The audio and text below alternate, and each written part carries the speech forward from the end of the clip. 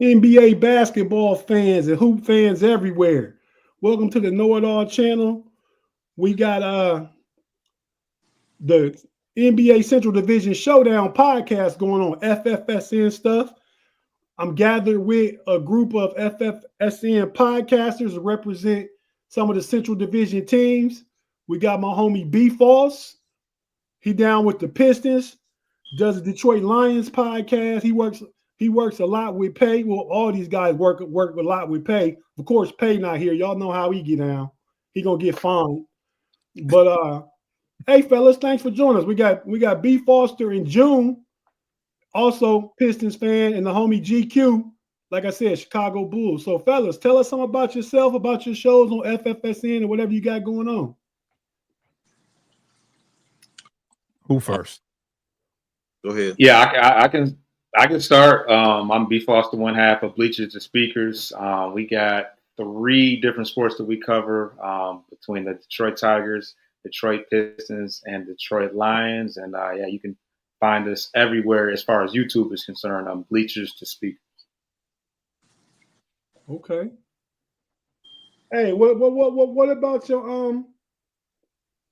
your central NFC North Division show you do with Pay and the other the dude Dave the Vikings guy. Yeah.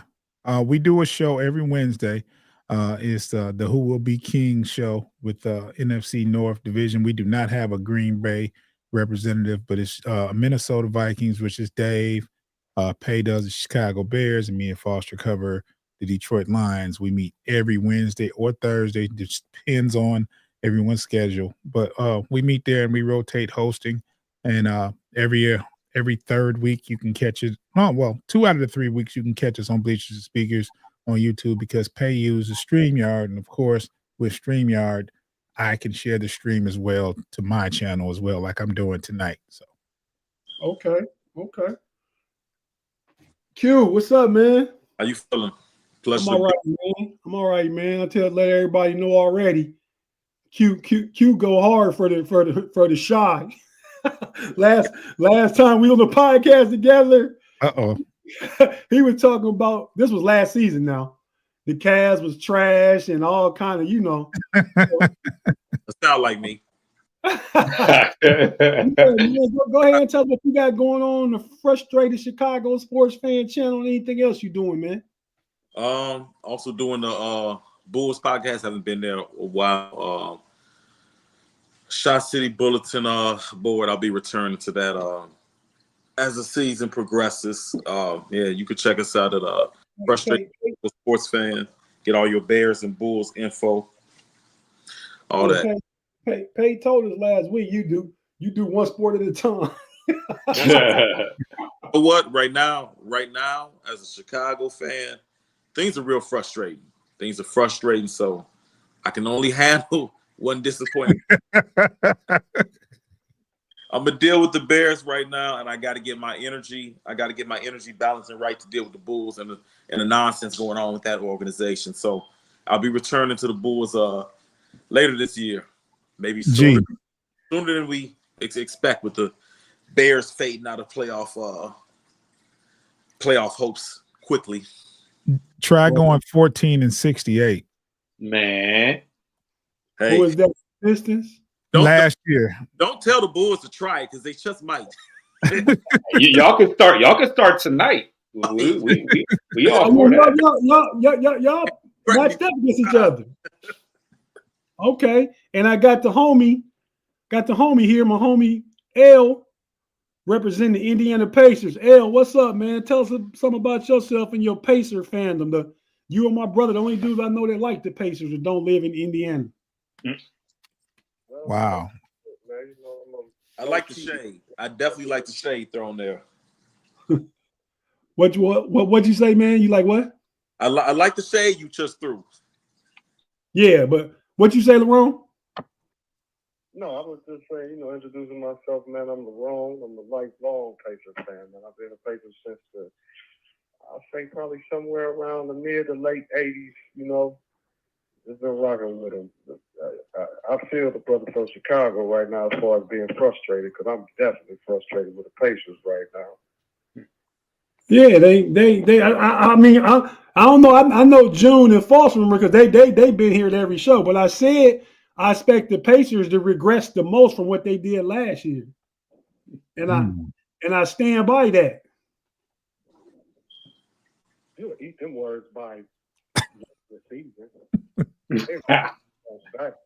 I think y'all think Halliburton better than what he actually is. He's a good offensive point guard, but he's a defensive liability. Pascal Siakam, I don't think is a guy, but y'all paying him like he won.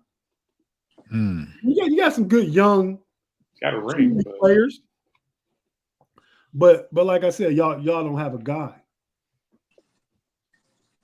I don't think you need one. When you got a full team and you got a unit, a real unit, you know, I think Pascal Siakam is who we need to be for the Pacers.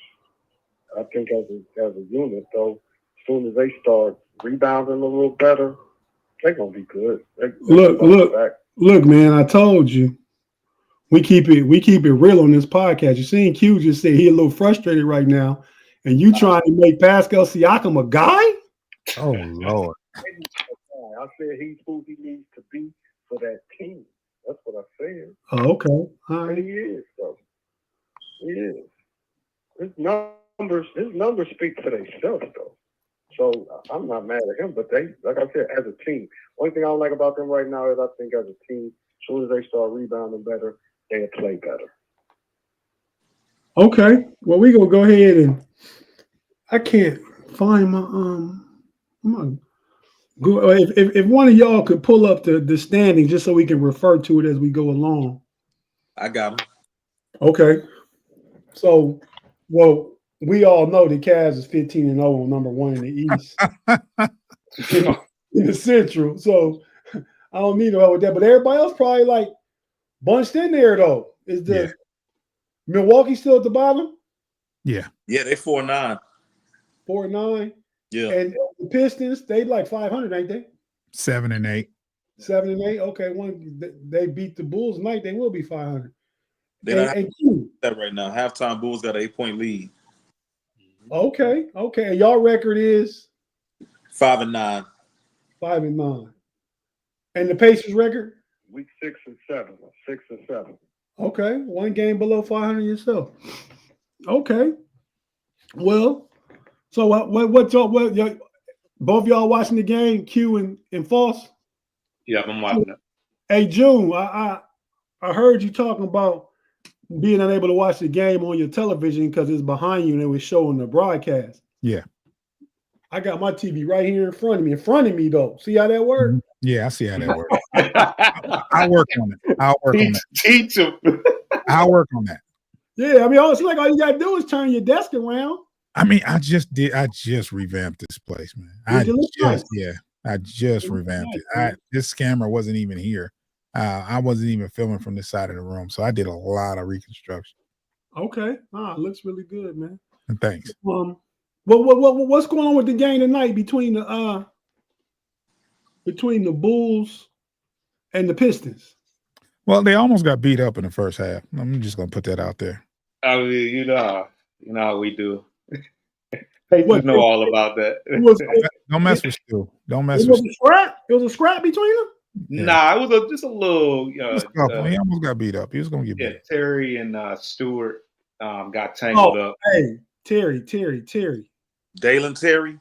Yeah. Terry. Man, Isaiah Stewart was gonna knock sparks out that boy. He got switched on him and had to foul him. So Stu was kind of like, you know how when you get frustrated when you get fouled, you're like, dang, get off me, because Terry is like 180 pounds, like right, little fella. So Stu kind of pushed him off, and then he did, and then Terry did the whole, hold me back. It's like, please hold me back, because if I gotta get close to him. Stewart the one that went in LeBron, ain't he? Yeah. And Stu knows to kind of just walk away. He just kind of does the little like, is this guy serious? Walks away, knowing the dude ain't gonna really run up on him. But right. But yeah, He'd be doing the Bulls a favor if he get into it with him and get Stewart ejected. Yeah, I mean that's the reason why the Bucks won. The only game we lost this week was against the Bucks, and Stu got kicked out after what, 2 quarters? That's right. And that was a really good game. I watched that one. Overtime and all. We didn't go out to about midnight. Giannis had 59. Oh my God. Giannis had 59. Yeah, he was happy. Trust me. Dude, we all agree Giannis the best player in the division. Oh yeah. Okay, yeah. For sure. I think so too. For sure. I think so too. So Q, from your perspective, the first half, man, what you seeing? I didn't get to see the first half. I was in the Bears podcast, so I'm just catching up to the game right now. Though they at halftime right now, so hoping to catch a little bit of second half action of this Bulls W in Detroit. Okay. They both playing to get to 500 though, right? That's what it sounds like. Yeah. Mm-hmm. Okay. What's up, Troy? Some 500 need to be associated right now. Not right now. We taking baby steps. we ain't gonna talk about 500 yet. I can dig it. Joe, you got any perspective to share on this game or the week that was for the Pistons? I think what you're seeing out of the Pistons is like a breath of fresh air. I know 7-8 is nothing to scream at, but you got to consider we went 14-68 last year, and we won our 4th game in January last year. So to be 7-8 right now with a new coaching regime and some new players is good. This versus the Bulls it's always a test. I mean, the Bulls have been wiping the floor with us the past couple of years, so it's always a test to play the Bulls, no matter what their record is. And as you can see, at the end of the first half, they're up by 8. So it's a good test to see where we're really at. We're at home. I think there's plenty of basketball left, and we'll see what's going on.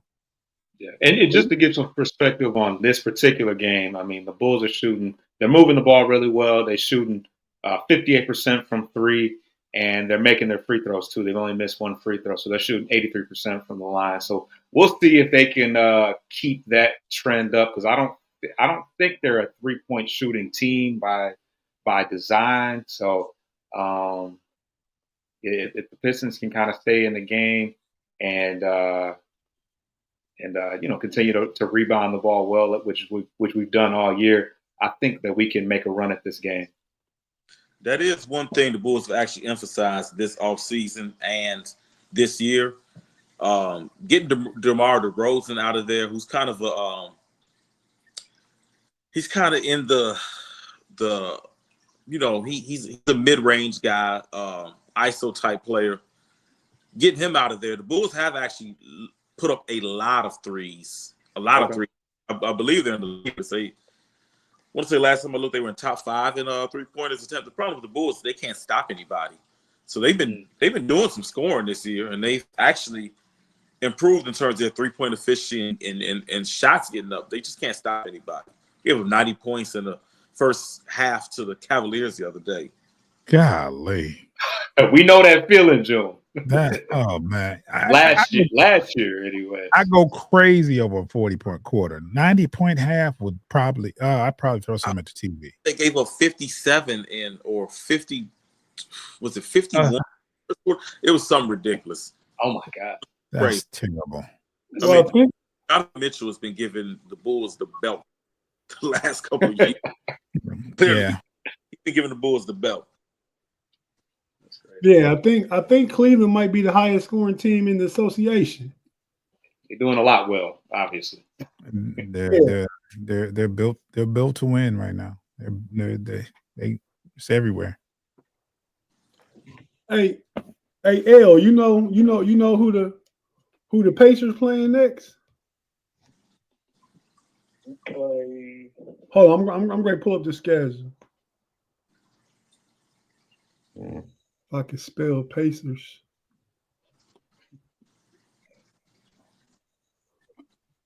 They, Then we got a cup game tomorrow, don't we? I think y'all playing right now. Yeah, I think everybody's playing but the Cavaliers right now. So if we play tonight, then we don't play them. Y'all playing the Raptors. They up in the second quarter with like about 5 minutes left. 46-41 Raptors. The Raptors is 2-12. See, if y'all lose to them, you headed in that regression period. We almost lost to the Raptors. I ain't gonna lie. That was a tough game. Hard fought game. Lose to the Raptors, bro. I promise you that. You're not gonna lose to the Raptors? Nope. Okay. I mean, that's the fan talking. This, and y'all can come back. Cleveland came back a few times this year. Games they were down, but so let me ask y'all this. I mean, I think the NBA is better when the Pistons and Bulls both are good, right? It's like with Knicks and Lakers and Celtics. You know, all them teams that we grew up on and just iconic kind of teams within the league. Let me ask y'all this: y'all opinion on who's gonna get right first, the Bulls or the Pistons?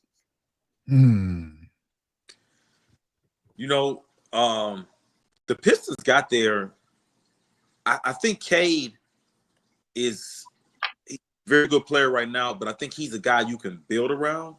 Right. I don't know one number two, but he's one of those. So they got their guy, so they're automatically a little bit closer than the Bulls.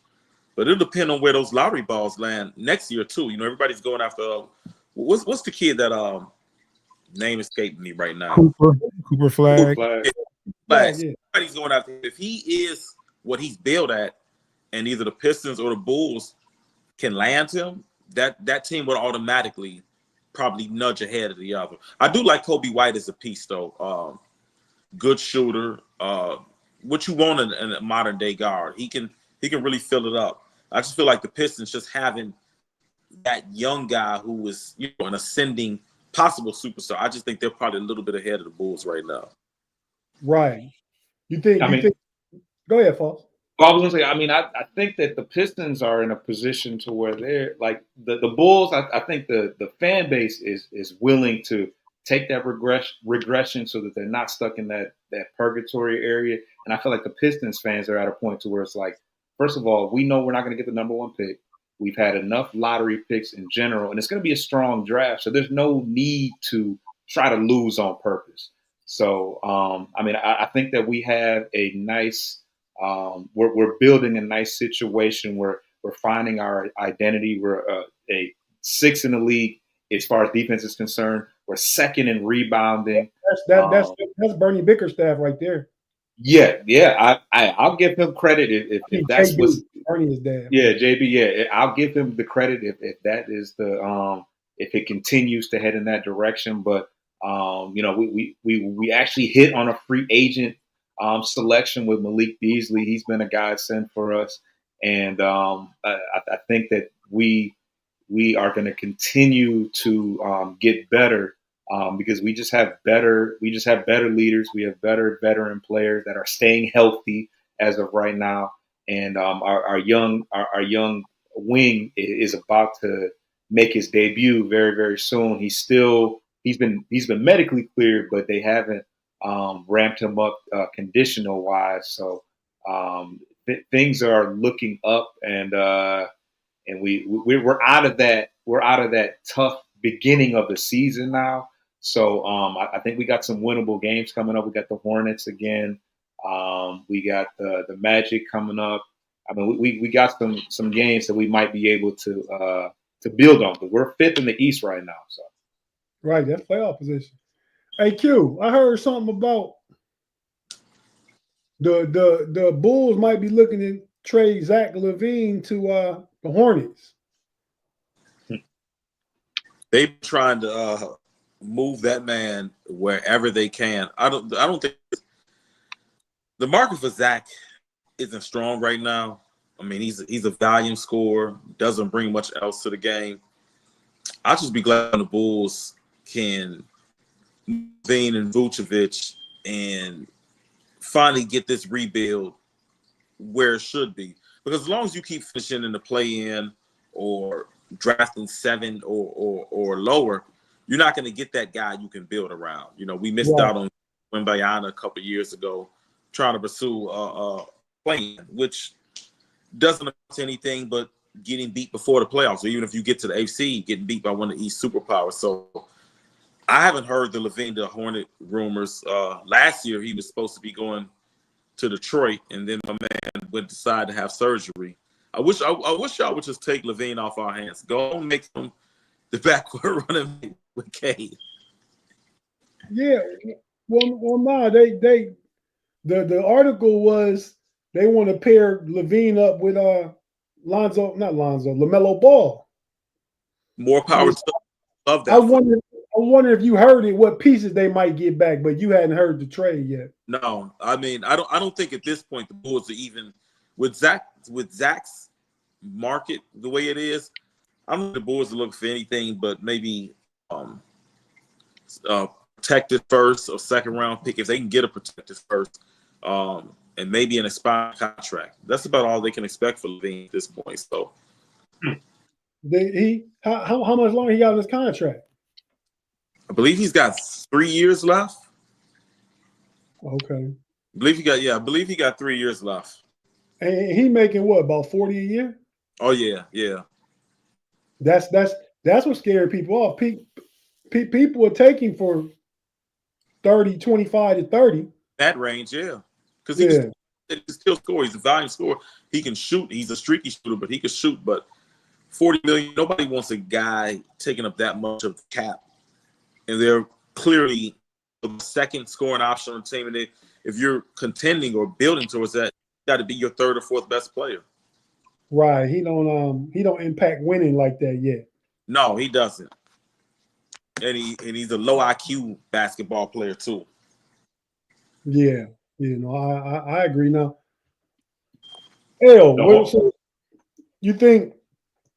do you think the Pacers can repeat what they did last year and make it to the Eastern Conference Finals? I think that's feeling kind of high.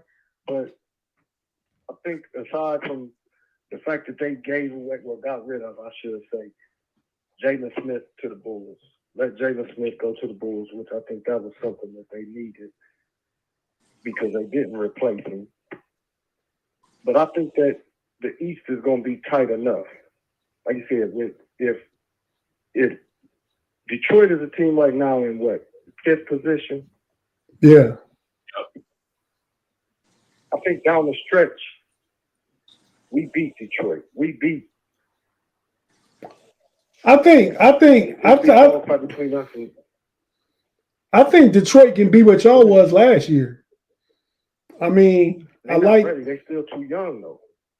But that's what B. Foss was just saying. They picked up Malik Beasley. They got Tim Hardaway Jr. Tobias Harris. Who else you say? Oh, Tobias Harris. Yeah, right. And I just they're not ready. I still think that Indiana is just. I think Tyrese Halliburton is playing hurt right now. For whatever it is, they not being honest about it. I don't think he at 100%. He always hurt. Yeah. When is that man healthy? No, he's definitely injury prone. I think right now he's playing at less than usual. Is Miles Turner giving y'all what he was producing last year?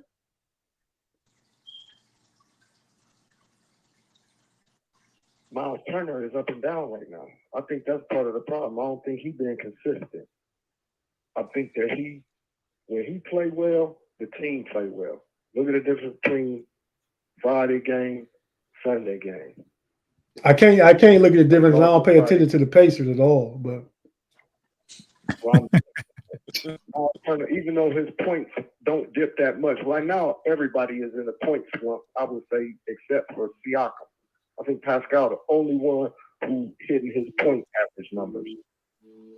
Right. Halliburton is his numbers been dipped across the board. I think he had like a 4-point dip right now from his points last year. I think the only thing he got right now consistent is maybe his assist, which he's a good playmaker because he can be such a good scorer. But everybody else is, as a team, like I was telling you, though, bro, they almost dead last. I think last I looked, they was 28th, I think, in rebounding. You can't do that and be a winning team. No, I tell you what, this is just my opinion, but I gotta feel. I mean, this to everybody. I think the Milwaukee Bucks gonna finish second in the Central. They end up second. Yeah, in the Central Division. It's possible. It's possible. You still got the best player in the league. I mean, in the conference. Right. Yeah. Okay, so that's not a super hot take then. I mean, they just beat us, but we should have beat them. So I don't know. We'll see. Yeah, man, the Wood missed them free throws. And they have Doc. or what was his name? Glenn. Glenn Wood got them free throws. Let's be realistic. He never should have got them free throws. You don't think it was a foul? It really wasn't a foul, but honestly, we kind of smoked that game away. Like we was whooping on the Bucks before it even got to that point. We kind of, I don't know. We got to learn how to close games. That's a big thing is turnovers and closing games because we've allowed a lot of teams to get back. I mean, the Pacers game. If we don't have those 2 techs for 6 men on the court, we beat y'all in the first game of the year. Yeah. Yeah, I'll say that. Them techs definitely hurt y'all. But the Pacers jack off the end of games. Look at how they did in the playoffs last year. They gave away a couple games at the end. Right now, that's their thing. That's their identity. It seems like right now. Yeah. Hey man, I got a graphic I just hit you with. Yeah. Yeah. It's a no Diddy graphic because you said the Pacers jack off games. Yeah, you got to send me that graphic. I'm gonna need that. Yeah, I can use that for the show, bro. Somebody always saying something that shouldn't be said. Oh wow. Yeah. Yeah, man. And sometimes it's me. I have to say, "Whoa, hey." Right. No, I'll send it to you. I'll put it in the chat. All right. Chat thread. But yeah. So all right. So we talked. You brought up the coaches. Who's the worst coach in the division? Is it Glenn? Right now, it's got to be Doc. I mean, you 4-9 with a roster that's supposed to be contending. It's got to be Doc right now. I don't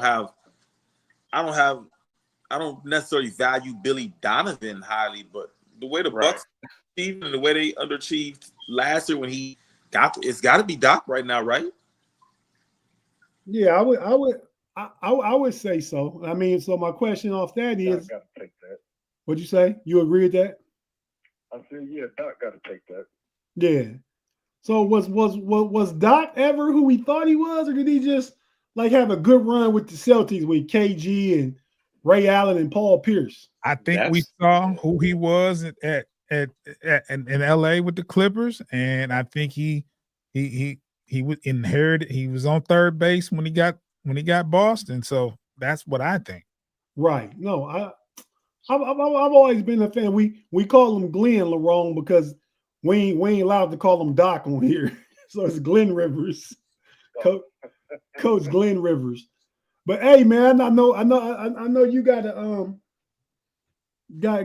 get going in a second. So go ahead and just take 2 or 3 minutes and tell us what you foresee for the Pacers. If you want to comment on anything about any other team in the division, leave us something to talk about for the last 15 to 20 minutes. I think that the Pacers in general, I say we're in a season, we're going to teeter around 4th or 5th. like we generally do.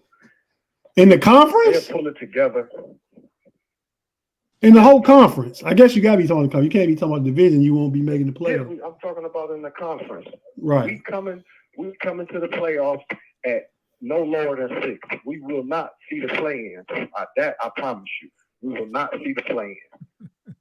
That's it. I'll say between 6 and 4. That's where we'll be. Okay. I mean, I can't. Serious. I'll stand by that. Okay. But that's kind of that's tough. You got the Knicks, you got Boston, you got Cleveland. That's do we think Philly gonna make a run? I think once Embiid gets back and PG is healthy, they make a run. They get healthy. They get better. Maxey is an all-star in his own right too. So that team is going to be tough when they're at full strength. When I don't know how long Poncho is out, but if Banchero, hey, whatever. You know what I'm talking about, though, right? You knew what I was talking about, right? Barely. I mean, not barely. You knew what I was talking about, right? Yeah.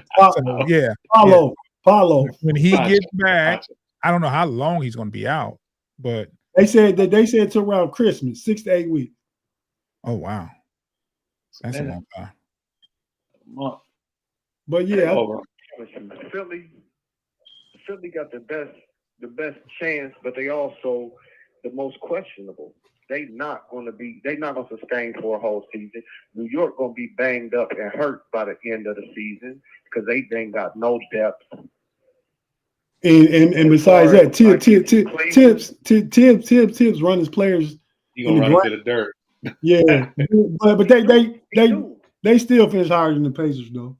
As a matter of fact, it's halftime. Y'all down 69-57 to the Raptors. So yeah, man. Well, I'm gonna let you go ahead and get out of here, man. But if you wanna join us next week again, this every Monday at like 8:00. I definitely have you back. I appreciate y'all, man. I appreciate y'all. I appreciate it observing, seeing how y'all get on today. And, I think I'll be able to jump in with y'all, man, and mix it up and, do what it do. But other than that, yeah, I appreciate y'all, man. All right, man. We'll holler at you. All right, you be easy. Y'all be easy. Take care, bro.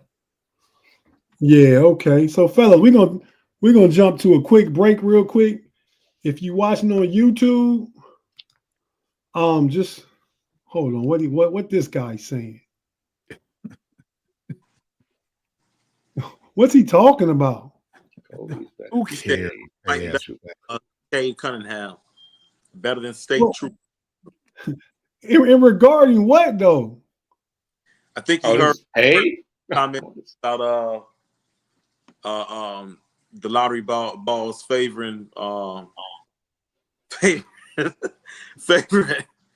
favoring the Bulls or Pistons in landing Cooper Flag. So I think he's saying Kobe's better than Cade, who's better than Flag.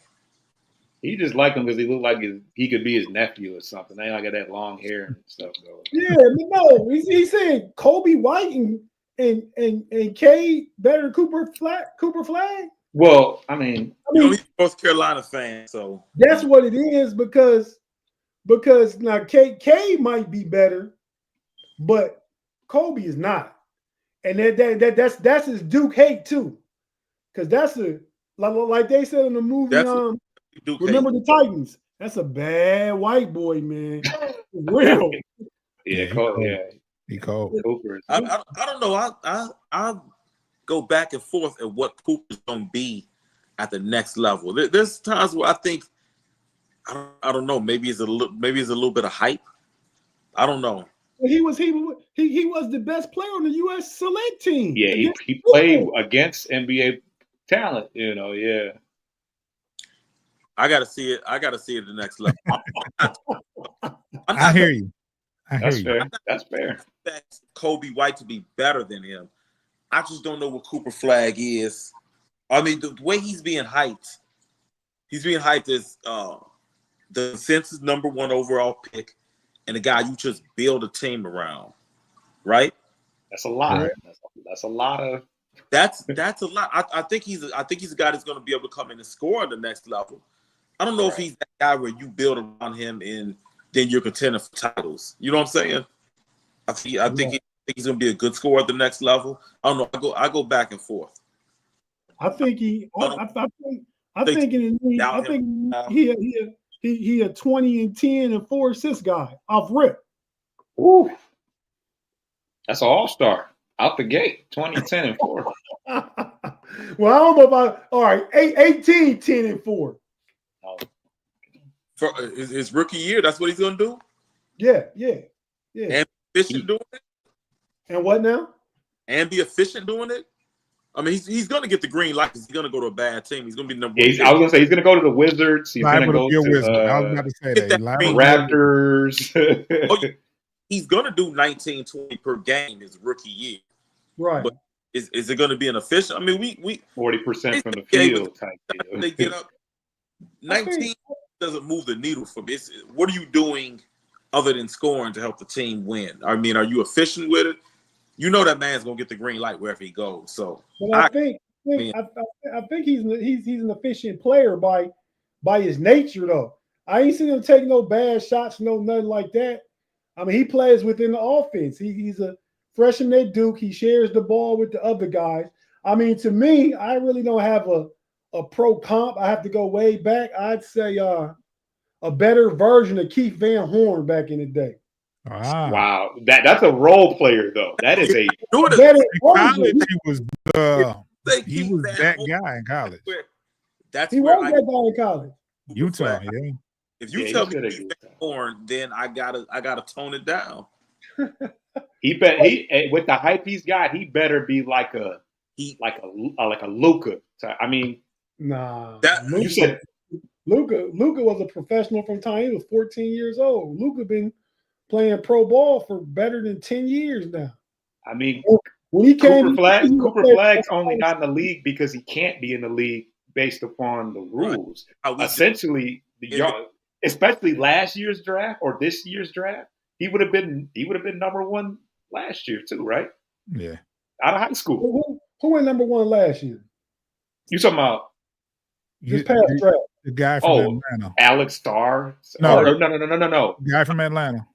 Ricochet. Yeah. I can't even pronounce his name. It was such a weak. He's definitely better than him. Yeah, he is. Yeah. Okay. So he's not even memorable. I ain't heard his name not once this year. He had a great game. He's okay. Yeah, he did. He started off slow. I had him on my fantasy team. Yeah. He had a 30-point game in one of those games. He was the Hawks crazy. Been kind of all right though. Dyson Daniels. The Hawks been competitive. The Hawks got some young guys though. Jalen Johnson, another one that. Jalen Johnson. Yeah, they got some young guys. Trey. Yeah. So they gonna build around Trey. They keeping Trey. Yeah, for sure. I don't know. I think he would want out soon, but. I think they gotta. I think within the next 2 years, if the Hawks aren't making noise, I think that Trae Young thing is done. He's another guy that it's a question of whether or not he's winning.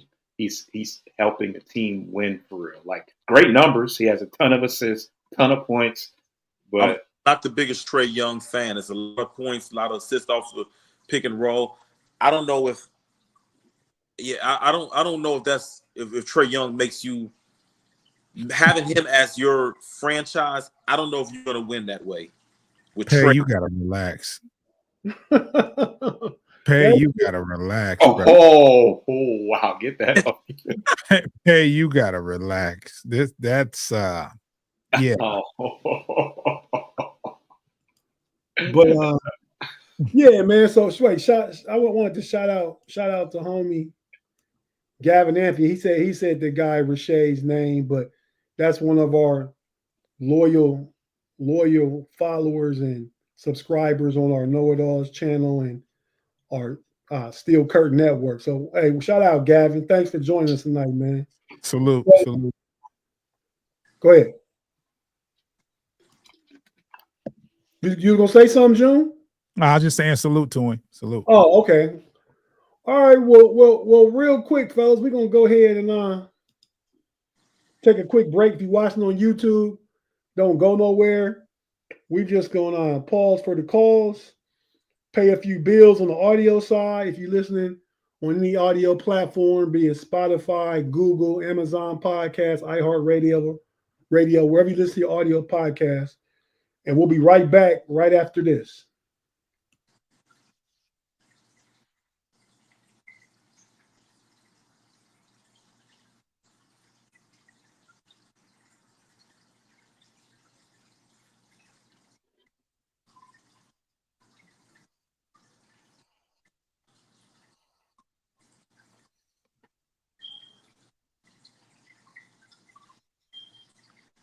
And we're back on the Central Showdown podcast. I'm here with the fellows from the FFSN Central Division Teams podcast. We got Q from the Chicago Bulls. We got B Foss and June from the Detroit Pistons. Our pacer guy, L. Larone, had to cut out a little early. And we got me, the Cleveland Cavaliers. We hadn't talked about them that much or really at all yet because there's no need to. Oh, wow. I will say they are tied currently for the third longest win streak to open the season. I think the longest is Golden State 24, but I think they're tied with two other teams for 15, reach to 15. I think if they get to 16-0, which is the first true test, well, they beat Golden State, but they play Boston tomorrow night. Boston's 11-3, second in the East. That's probably first in the second in the Eastern Conference, probably first in the Atlantic Division. Mm-hmm. So what do we think about that game, fellas? That's a big game tomorrow. I don't know why that's a big game though. You're 15-0. I mean, it's not going to change your projection. It's not going to change your outlook. If you want to keep the win streak going, I mean, a loss to y'all against Houston Texans wouldn't have hurt y'all either, but you wanted to win. Hey, but it's still the goals didn't change. The vision wouldn't have changed. I mean, it's an 82-game season, man. You're gonna lose at some point. But I'd like to see them get by this because this is the defending champions. This the team that put them out last year. I mean, so it's certainly for sure. It's certainly a measuring stick to where you at now versus the champs. Yeah, I mean, but I just think it's early. I think it's early, and I think the everything starts all over in the playoffs. So you can scrap that record. It starts all over in the playoffs. Now, if you want to use that as a measuring stick of how truly, I mean, you can't even do that because what if you just simply have a bad game? That doesn't define the team you are. But it goes a long way towards a tie break for home court at the end of the season and different kind of things like that. You know what I mean? It's a cup game too. But in order to win in the playoffs, the thing is to win at home and to sneak a game away, right? Right. You got to win on the road in the playoffs. So yeah, well, if you got home court advantage, you can just win all your home games and make it to the finals. I mean, yeah, you could. I agree with Tate that it's a big game for Cleveland. I don't think it's as big for Boston. Boston's already won a title. They're battle tested. I think Cleveland to beat Boston in the playoffs, I think they need home court advantage. I don't think they're traveling to Boston and they're winning. They're still in they need still a game or two, obviously, if they're the lower seed to beat Boston. I don't see that happening. Not with a healthy Porzingis back. If Porzingis, can be healthy. He's due back around Christmas time, December. I think I heard that. Yeah, I don't know if Boston is going to be going as hard for the number one seed. When teams come off a title and they become, they start to become veteran. They can win anywhere. I think it's more important for Cleveland. They need this game more than Boston does. I would agree. Let me ask you something, Tate. You lose that game tomorrow. Do you feel any different less confident about your team? No, we 15-1. The worst part about it is that's an L. I mean, the grand scheme of things, it don't mean a whole lot to the season, but you lose that game and you lose to the team that was the defending champ, the team that put you out last year, and now you one game behind in the tiebreak with Boston. I get it. I think your mentality is we won all those games, but we still can't beat the one team that put us out. I think it's a more important game for Cleveland than it is for Boston. Yeah, it means nothing to Boston. Aside from this, I actually think the opposite, but why? Why would the Celtics? The Celtics already got the one up as far as the series and the ring. What can Cleveland? I mean, you can't win. I mean, you talking about a ring? That's last year, bro. The rings. What does that do? What good does that do you for this year? Winning because the ring. Your mentality is I'm still a champion. I don't think regardless. I don't think they have a problem with their mentality. Boston has been Boston for the past 5-10 years. There's nothing wrong with that. That doesn't do anything to help their mentality. You don't think that completed them last year when they finally got over the hump?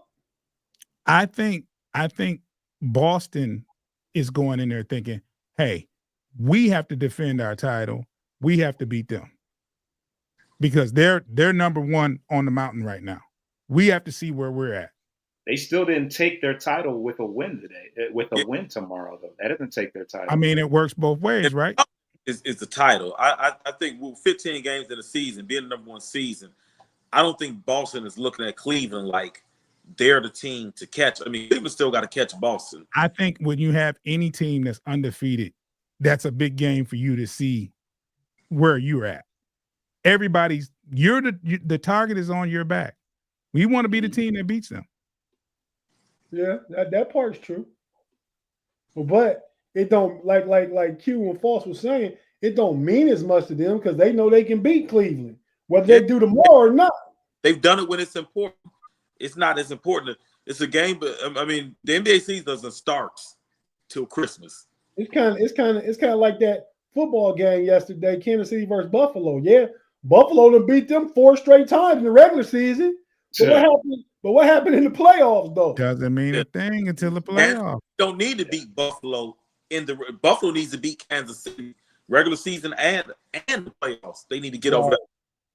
So it means more. That game meant more to Buffalo yesterday than it did Kansas City. Who was the undefeated team? Who was the undefeated team before that, though? It was Kansas City. Yeah. Thank you. But they're also the Super Bowl champion, though. That's more important than being undefeated. Yeah. I mean, if you want to say they already got the ring and then say it doesn't matter, when I use it, then you can't use it. You can't use that example. Being the champion will always matter more than no matter what the record. I mean, but when I used it as we were the champions, you was like, that was last year. You can't do that. You can't have it both ways, bro. When did I say that was last year? When I mentioned they were the champions we're the champions from last year. We have to go and show them that. And you was like, oh, that don't matter. I feel like you the one said it don't matter. Yeah, I said that, and when I said my example about them being the champions last year, which I contradicted myself, he said it didn't matter. Kansas City. It still matters to the team that keeps losing to them in the playoffs. That's my point. I don't think Kansas City or Boston had anything to prove yesterday or tomorrow. Right. No. I agree. The pressure's on Buffalo and Cleveland. Yeah. I don't want to say it's pressure this early in the season, man. No, I could agree with that, but Cleveland has to. They have to prove they can beat Boston, and I think. Do they have any more head-to-heads the rest of the season? Oh yeah, probably. They probably play about 4 or 5 games each other. It's a lot of basketball left. It is. But when you're 15-0, you want to be 16-0, and you guaranteed to be a playoff atmosphere. Though. If this happens tomorrow, right? It's going to be a playoff atmosphere tomorrow. If this happens tomorrow, Tate, let's say Cleveland loses by 50. You know what you're going to say? We had a bad game. We better than that. And that can happen. Yeah, especially if they lose by 50. But like if they lose by I 2, don't think you go into the playoffs after that and say, "Yeah, we go get them." We lost by 50 We're not because we had talking a about bad the playoffs. We're not talking about the playoffs 16 games in. Slow down. playoffs. Is If you lose important, by man. 2, it's still a loss. What you gonna say? We should have won that game. You telling me a 50-point loss doesn't hit different than a 2-point loss? Is that what you No, said? what you're going to say is we had a bad game. We're better than that. You're not. That's a positive way to look at it. Let me ask Tate. I'm asking Tate. I'm not asking you. I'm asking Tate. Do you feel that way? If you lose by 50 tomorrow, are you going to say, oh, we're a better team than that? We shouldn't have lost by 50. No, I'm going. I mean, I don't want to lose by 50. That's an embarrassing. No, it's not about what you want to do. I'm saying if you lose by 50, would you think we're better than that? There's no way we had a bad game. Would that be your mindset? Yes or no? No, that's not a bad game. I'm just asking. That's a belt to butt, and that don't. Oh, it's definitely belt to ass. Yes, for sure. That don't build no belief in thinking we can beat them down the road if they beat us by 50, and it tarnishes any thought anybody else might have had about you being a contender. So that throws your whole mentality off that you're not even a contender at this point. Not a serious contender. You lose by 50? Yeah. in any game, bro. You lose how often do teams lose by 50? Not often. That's what I'm saying. You use that as an example. So it's not an occurrence where you're saying, okay, we're definitely not good. You're going to look at it as we had a terrible game. No, you could look at it like that too. That would be a really unrealistic but a very positive way to look at it. But the way you feel after a 50-point loss, that is demoralizing and wears you down. Like, that sounds good, but like I don't think it's demoralizing 15, 16 games. You ever lost by 50 points in a game, in a basketball game? Did that feel good at the end of it? Did y'all party in the locker room? Said anything about feeling good, Walter? I'm just saying that mentality is everything in sports. When your brain is effed up after a loss like that, that can turn a season. The championship is being played in June. A game in November is not going to determine whether I win the championship. That's what I'm getting at. And I understand that part of it, but like I said, the mentality, no. A 50-point loss? I mean, you made it. Look, there's not a loss. There's not a loss in the NBA season where somebody carried that all the way into June. But if it's against the same team, you do. I mean, we don't know if it's going to be the same team. It's early, is my point. But it's the first one after they put you out, though. It's that next time you get a chance to get your lick back and they put 50 on your head. Okay, fellas, we're acting like this is the only time you get a chance for redemption during this season. You lose tomorrow, right? You lose tomorrow, and you're playing in Boston, correct? I think it is in Boston. Yeah. Okay, you lose in Boston. You win in Cleveland. Then where you think? Oh, this is the mentality of the rest of the season. This is what it's going to be. What I'm thinking is I definitely got to get home court advantage now because look what they just did to me. Exactly.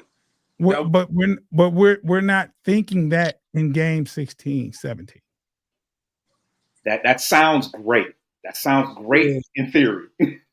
I just don't see how you can be like 15-0 and one loss going to make you say like, oh, we needed that one. Oh, one team that you couldn't beat to get to the championship. It doesn't matter that you beat the Pistons. The Pistons lost 100 games last year. We went 14-68 last year, bro.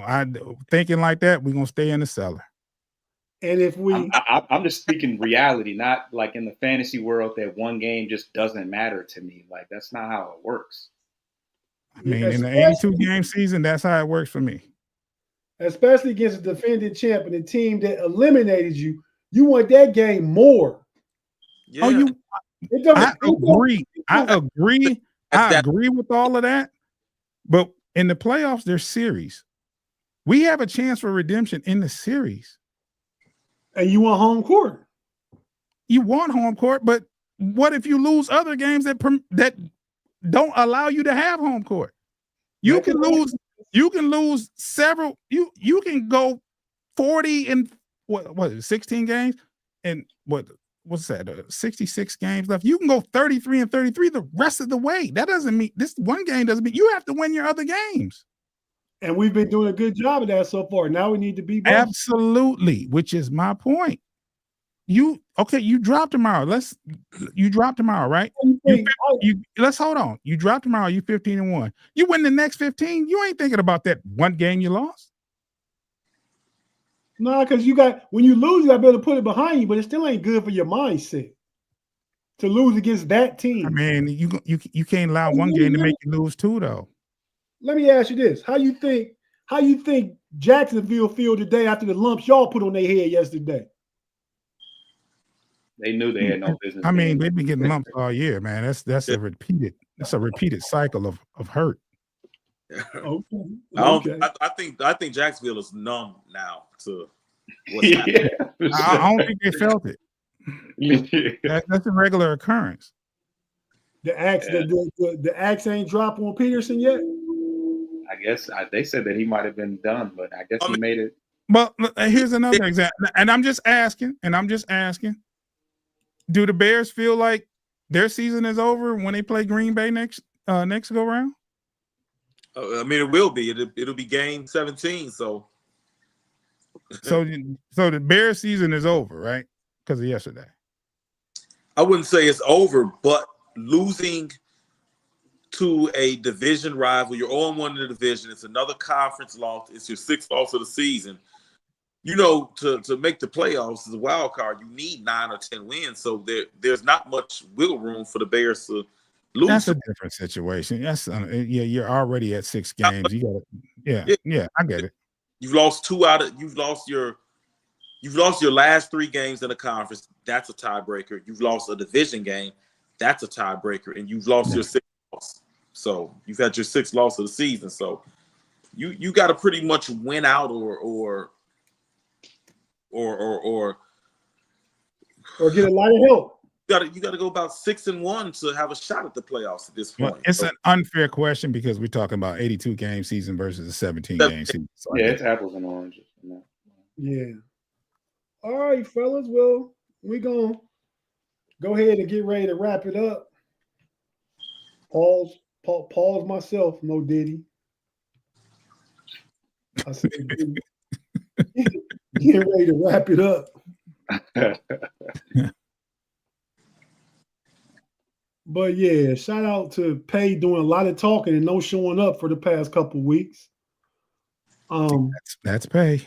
The homie, our chat General Afton, just stopping through to say what's up. And so hey Q, go ahead and tell us what the rest of the week look like for the Bulls, man. Right now they got 11-point lead on the Pistons. Let me see, pulling up the schedule right now. They got they have at the Bucks on Wednesday. Crazy thing is that's probably the most winnable game of the week. They got the Hawks after that. They got the Grizzlies after that. It's crazy that the Bucks are the easiest game of the rest of the week. Is Dame back yet? I don't think Dame is back yet. No, but let's see when. I don't know if I think that. I think, well, you said they've been playing well, but the Hawks sound like the most winnable game out those 3 that you said to me. I mean, the Bucks is fighting for their lives too, and they got Giannis, you know. Glenn. So, they got Coach Glenn. But yeah, okay, so they got the Bucks, they got the Hawks and the Grizzlies. Yeah, I think y'all go go 2-1 in that. And I think it's the Hawks and Grizzlies you beat. So if you play in Toronto now or Pistons now, y'all hold on to that, then you looking at potentially winning 3 out your next 4 games. So but it's on the road. Yeah, that would be tough. That's a tough ask for a team like the Bulls to win back-to-back road games. So they'll probably split this little Central Division stand. Then they got the Hawks and Grizzlies at home. I might agree with you that the Hawks game is probably the most winnable, being at home, coming back at home. I think they split both. The Grizzlies and Hawks. I think they split that, and I think they split the Pistons Bucks. Okay. So False in June. What's up for the Pistons the rest of the week? Yeah, like G said, we are losing to the Bulls right now. We got a couple, tricky games coming up, but possibly winnable. We got the Hornets coming up on Thursday. We got the Magic, who I think is still going to be a tough game, despite the fact that Carroll's not playing. And then the Raptors gave us some fits last Friday, so we got them coming up. So that's a week. That'll bring us to a week from today. Okay. Question to G from one of our listeners, Steeler fan, Cavs fan, much like myself. Gavin, GA. Q, you a Sox fan? Sox fan or a Cubs fan. So the thing is, in Chicago, you got to pick a side. So you have to pick a side. So for sports sake, I'm gonna go with I'm a Cubs fan, but I've rooted for both. My passions are football and basketball, so I kind of get away with the baseball side. We don't have enough winning. I say this: we don't have enough winning in the city for me to be picking and choosing like that. So when the Sox is on their 2005, I know Pay's gonna hate this. When the Sox was marching to the World Series in 2005, I was rooting for them. I was rocking. And he wasn't. They represent the city though, so. I mean, if you ask me to pick one or the other, it's gonna be Cubs. But if the Sox are doing well, I'm gonna rock with them though. So I'll put it to you like that. That make big sense, man. June, what's up with your thoughts on the Pistons the rest of the week? Let's see. I was really, really hoping to win this game tonight. Just to get to 500. I don't even know the outlook of who's playing the rest of the week. But I think we said last time me and Foster talked that we was looking at out of the next 4 games, which included yesterday's game, that we would probably be like 2-2. So looking at we should be at least splitting the next couple of games. Yeah. Okay. You know who the next 3 opponents is? I can say it again. So we got the Hornets, Magic, and Raptors. You did say that. Oh yeah, we can get 2 out of 3 of those. Yeah, Hornets and Raptors we should be able to beat. We lost by a last second putback bucket in Charlotte. Magic, like I said, could be tough even without Banchero. And then the Raptors are the worst team. I think they're the worst team in the NBA right now. That'll be in Detroit. But we fared. They gave us a run for the money, though. They gave us a run for our money, but that's how we lost. That's how we broke our streak against the Raptors, a shorthanded Raptors team. So we play pretty well in Detroit against the Raptors. Hey Q, your boy said get you off the show.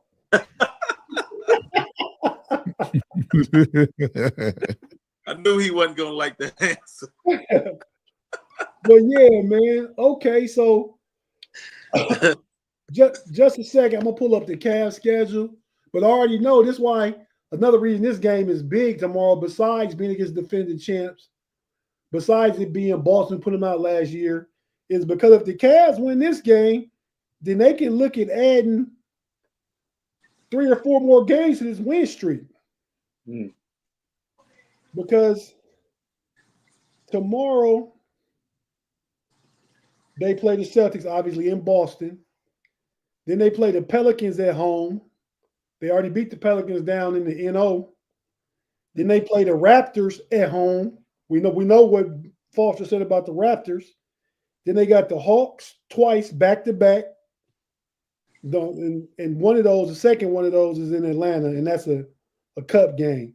So Cleveland go to Boston tomorrow and win. They play 3 straight home games and then get Atlanta in Atlanta for the 4th game, which is the Friday after Thanksgiving.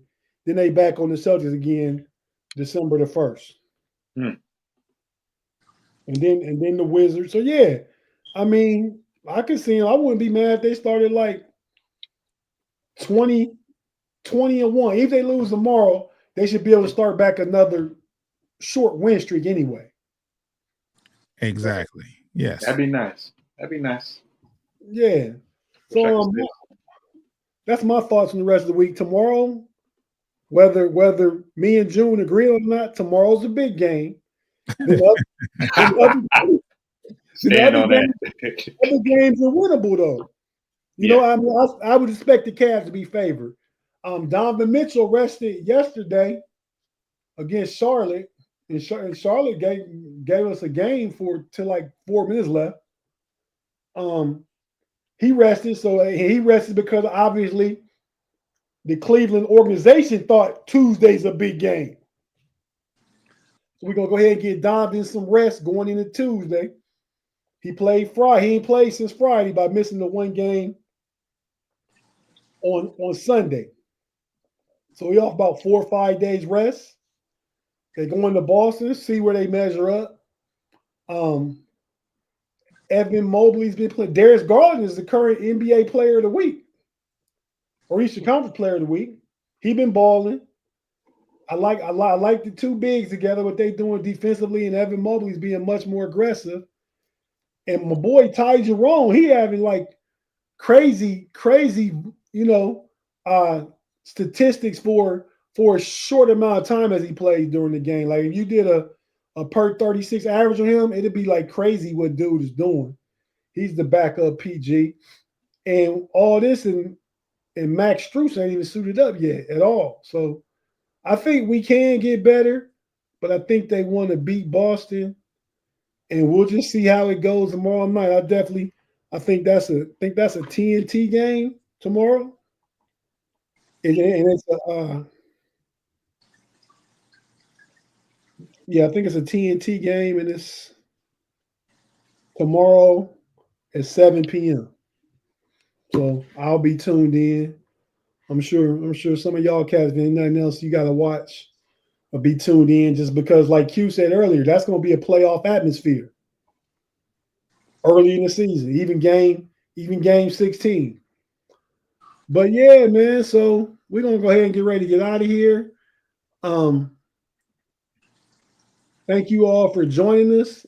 We do this every Monday. I mean, I think the usual suspects are False, June, and myself.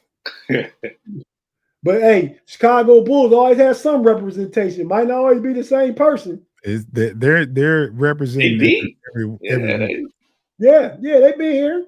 Well equipped. That's just me taking low-key shots at Pay. Nothing wrong with that. He's trying the weekly representative. We'll see how that goes. the homie JJ3 was on here last week. Yeah, Pay's trying to get up out of there. He's trying to get out of his responsibilities. Yeah, he started this, didn't he? He definitely did. He started this, yeah. Yeah, man. But fellas, man, it's been a pleasure as usual. Each one of you guys bring great basketball knowledge and knowledge about your specific teams, especially. We appreciate working collaboratively together. And for myself, for OGQ, for B-False, and June, we'll check you out next week. Peace.